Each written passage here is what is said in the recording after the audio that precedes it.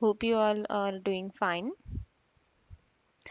In trading, exit strategy is more important than entry point. So, today I am going to discuss exit strategies. There are several exit strategies you can follow in trading, but just having an exit plan won't help much. You need an effective exit strategy to be profitable, which I'm going to discuss today.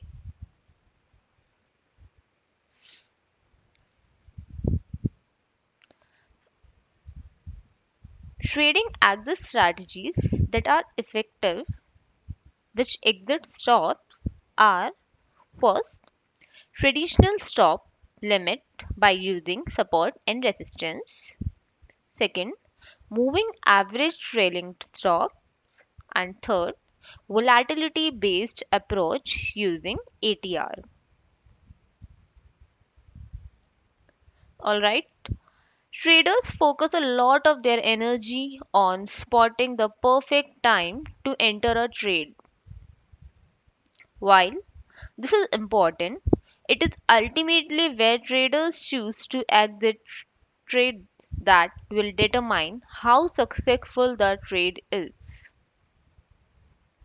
Today, I will discuss three trading exit strategies that traders should consider when looking to get out of a trade.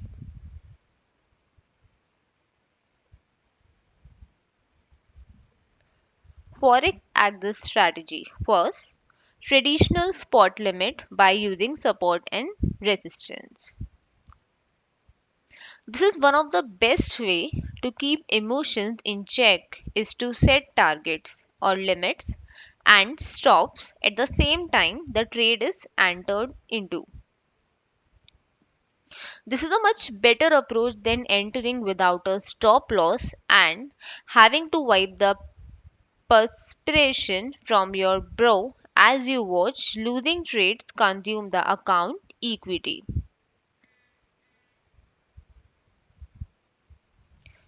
Traders looking to go short would look for price to bounce off support in conjunction with clear sell signals using indicators from the resistance levels. Before making the entry into the market, traders should analyze the amount of risk they are willing to assume and set a stop at that level while placing a target at least that many pips away.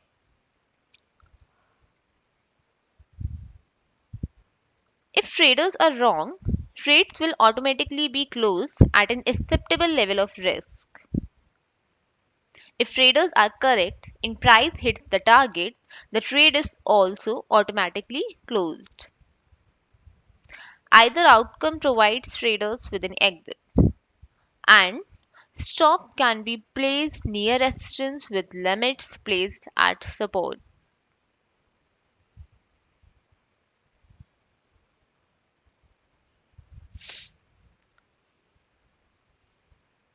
Now, look at the chart.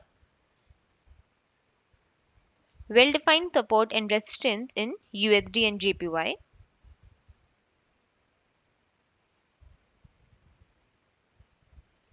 Traders looking to go long would look for price to bounce off support in conjunction with clear buy signals using indicators.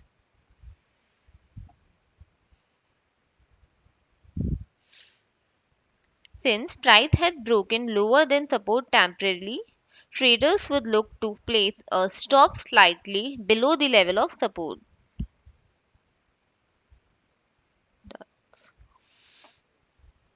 The limit can be placed at that level of resistance as price has approached this multiple times. And for short positions, this will be reversed and stops can be placed near resistance with limits placed at support.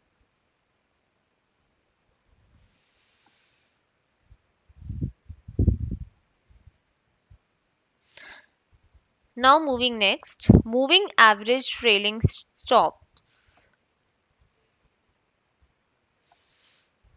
It has long been known that a moving average can be an effective tool to filter what direction a currency pair has trended. The basic idea is that the traders look for buying opportunities when the price is above a moving average and look for selling opportunities when the price is below a moving average. However, it can also be useful to consider a moving average as a trailing stop. So, the idea is that if a MA crosses over price, then the trend is shifting. Trend traders would want to close out the positions once this shift has occurred.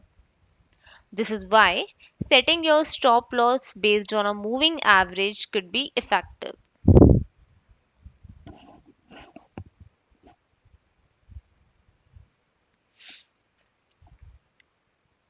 Now, have a look on the chart on the screen. The above chart depicts a long entry above a break of resistance, which is also above the 100-day simple moving average.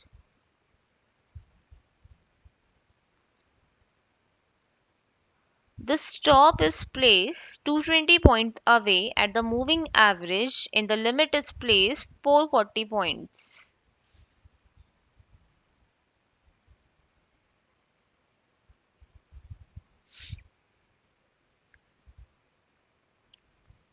Away to ensure a 1 ratio 2 risk to reward ratio as price rise to will, so it will the MA and the stop should be moved to whenever the MA is.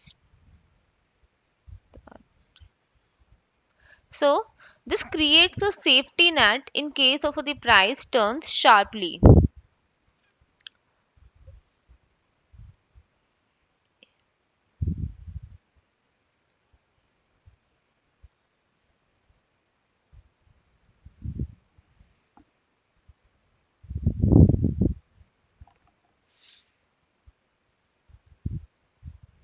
Next, volatility based approach using ATR.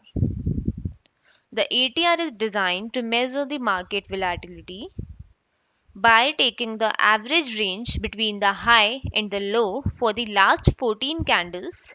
It tells traders how erratic the market is behaving, and this can be used to set stops and limits for each trade.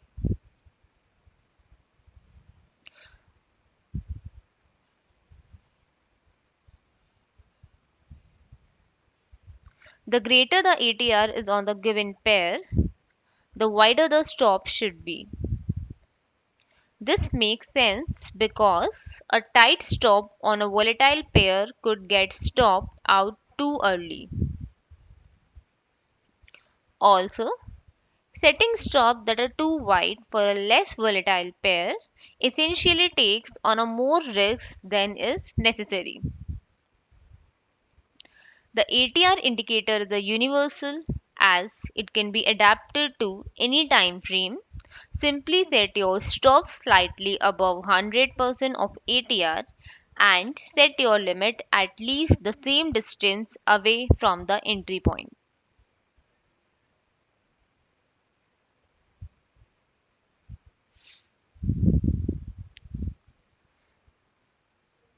The ATR indicator for USD JPY is shown in the blue bottom of the chart and show the highest average volatility experience peaked at that time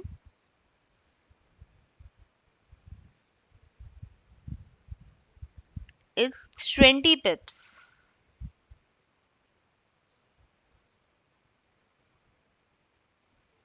That's Therefore, when a trader places a short trade, the stop and limit will be 20 pips away from an entry in a 1 is to 2 risks to reward setup.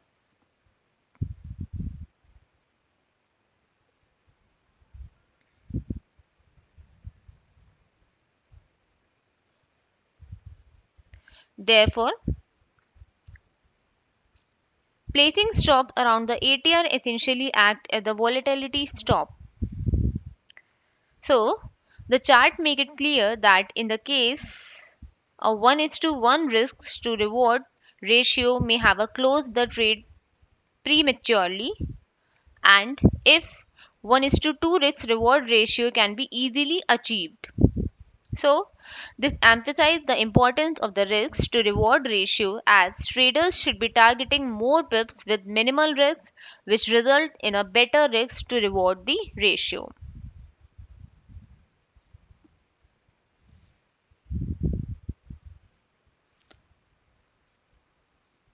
So, friends, for today's session, we discussed traditional stop limits, moving average trailing stops, and volatility based approach using ATR. Let us revise. In traditional stop limits, it is the best way to keep emotions in check to set the target limit and stop at the same time by the trade in entered into. And in moving average trailing stops, it has long been known that a moving average can be effective tool filter to what a direction a currency pair has trended. So, for the traders who look for buying opportunities when the price is above a moving average and look for selling opportunities when the price is below a moving average. So, basically, it is useful to consider a moving average as a trailing stop. And last one, volatility based approach using. This is to measure market volatility and by the average range between the high and low for the last 14 candles, and it tells traders how erratic the market is behaving, and this can be used to set stops and limits for each trade.